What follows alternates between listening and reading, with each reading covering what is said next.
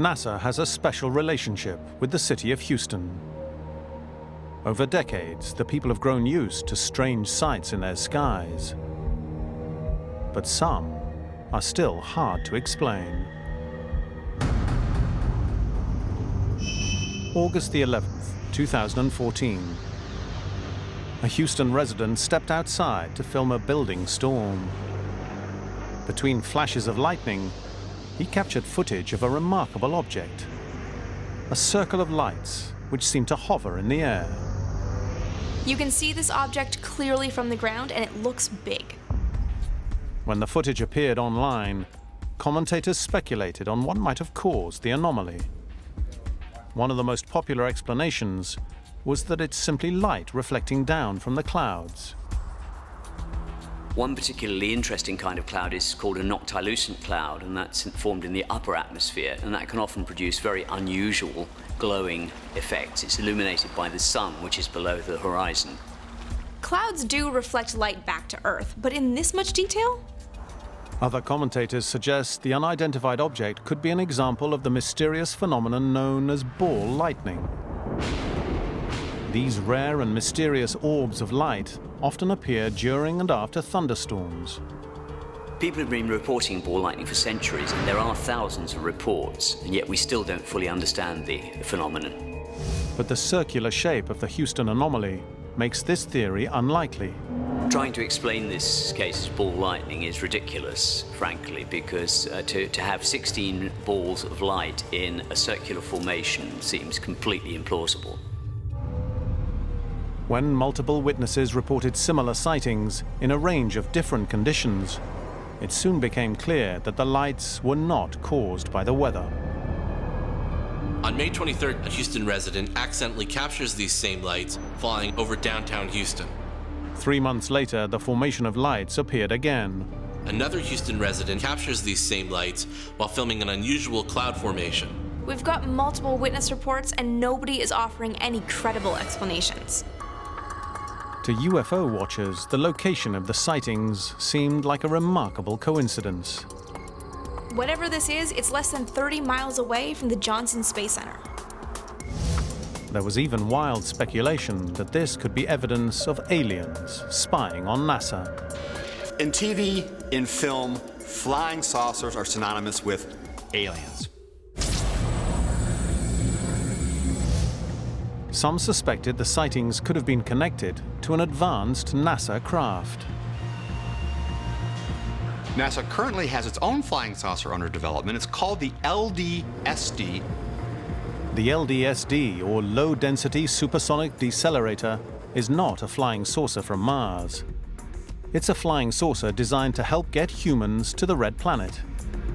When we do get to Mars, we're going very fast.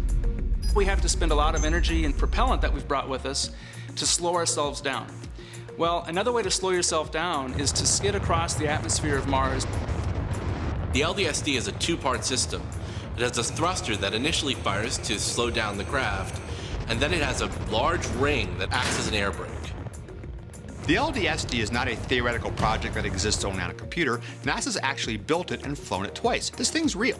For the tests, they float the LDSD up to 120,000 feet with balloons, then ignite a rocket motor. That rocket motor takes it to 180,000 feet. When it reaches Mach 4, the rocket detaches and the LDSD drops.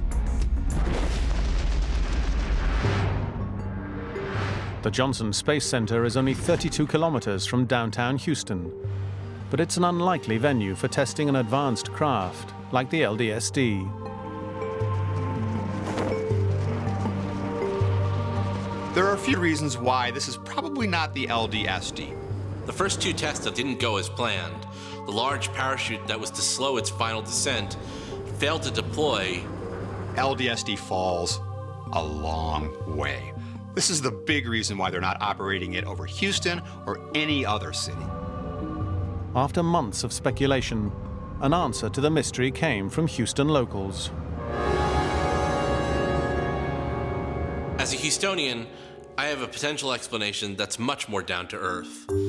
Driving along our freeways here, we have very distinct streetlights. They're circular in nature, they have multiple lights. In fact, Even during the day, they sort of look like UFOs. This is actually a lens flare created by this light. This light is actually made of a ring of lights. This ring of lights creates the lens flare that we see. And so unfortunately we don't have a UFO to look at.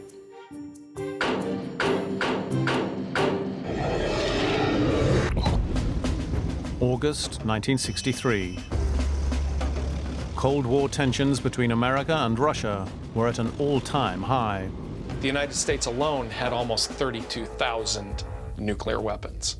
The Soviet Union had at least another 20,000 in their own inventory. The number of weapons on both sides was completely out of control. To prevent a potentially catastrophic escalation, the Soviet Union and the United States signed a treaty banning nuclear weapon testing above ground. If either side breaks the test ban treaty, the Cold War is going to get very hot very fast. The US military deployed the Vela satellite surveillance network to make sure the Soviets honored the treaty. The Vela satellites are in orbit around the Earth to detect potential nuclear detonations. On July the 2nd, 1967, scientists at the Los Alamos National Laboratory monitoring the satellite data saw something disturbing. A massive surge of radiation in the atmosphere. It looks like someone's detonating nukes. The US, they know they haven't detonated a nuclear weapon, but they don't know who else might have. The source of the gamma rays remained a mystery for more than 5 years. A breakthrough came when a later generation of the Vela satellite, equipped with longer-range sensors, detected another burst. Researchers realized that these gamma rays come from energetic explosions in distant galaxies. Gamma ray bursts are created when stars much, much bigger than our sun wind up dying, using up all of their fuel and exploding. These cataclysmic events sent storms of gamma rays hurtling through space. To scientists looking at the data from the early Vela satellites, it looked as if the radiation originated from the moon, because that was as far as their sensors could see. What they think is evidence of secret Soviet nuclear tests is actually the most powerful destructive force in the universe. I'm sure someone, somewhere, had the idea of blowing up a nuclear weapon on the moon. But I think we can all be glad that nobody was actually crazy enough to do